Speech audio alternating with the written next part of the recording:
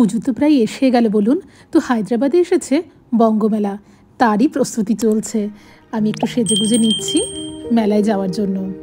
পুজো মানে কি শুধু দেবী দর্শন তা নয়, পুজো মানে নতুন জামা, আলোর ঝলকানি, ঢাকের বাজনা, সমস্ত কিছু। বঙ্গমেলা হচ্ছে হায়দ্রাবাদের স্টেডিয়ামে। তো আমরা স্টেডিয়ামের সামনে এসে পৌঁছে গেছি। এবার ভিতরের দিকে ঢুকছি। দেখুন কি বড় গেটটা না, একদম গগনচুম্বী। তো আমরা ভিতরে ঢুকে গেছি, দেখছি মাটন ঘুগনি, গোলাপ খাস, কত রকমের সুন্দর সুন্দর মিষ্টি আর খাবার। আর বন্ধুদের সঙ্গে ভীষণভাবে জমজমাট সময়। আমার হাজবেন্ড কিন্তু মিষ্টি খেতে খুব ভালোবাসে, তাই যে কোনো মিষ্টি দেখলে আগে বলছি তুমি আগে একটু খেয়ে দেখো, যদি এটা তোমার ভালো লাগে তাহলে আমি ট্রাই করব। আমি যে ভালোবাসি না একদম তা নয়, কিন্তু ওর না ভারী পছন্দের মিষ্টি।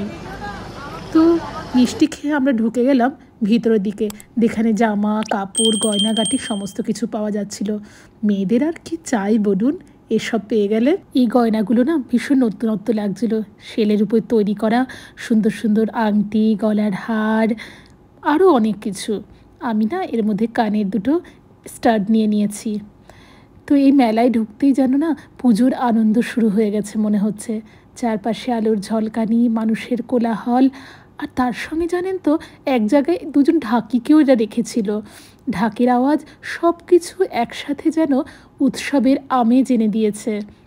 পুজো মানে তো শুধু দেবী দর্শন নয়, পুজো মানে আড্ডা, আনন্দ আর একসাথে থাকা। সেই আবেগটাই আজ মেলায় গিয়ে আবার নতুন করে অনুভব করলাম। সত্যি পুজোর সময়টা আমাদের বাঙালিদের কাছে অন্যরকম, মন ভরে যায় সুখ আর আনন্দে। এদিকে জানেন তো একটা ছোট অনুষ্ঠানও হচ্ছিল, এসব দেখে চলে গেলাম একটু অনুষ্ঠান দেখতে। কি ভালোই না গাইলো এরা, খুব ভালো লেগেছে জানেন তো। ছোট ছোট বাচ্চা মেয়েরা কি সুন্দর নাচ করলো, গান নাচ আবৃত্তি সমস্ত কিছুতেই দিনটা একদম সুন্দর হয়ে উঠেছে। এরপর আমার হাজব্যান্ড বললো চলো, আমার না আবার একটু খিদে পেয়েছে। আসলে কি বলুন তো, ও না মিষ্টি দেখে নিয়েছে, যার যাতে লোভ আর কি। হ্যাঁ ঠিক।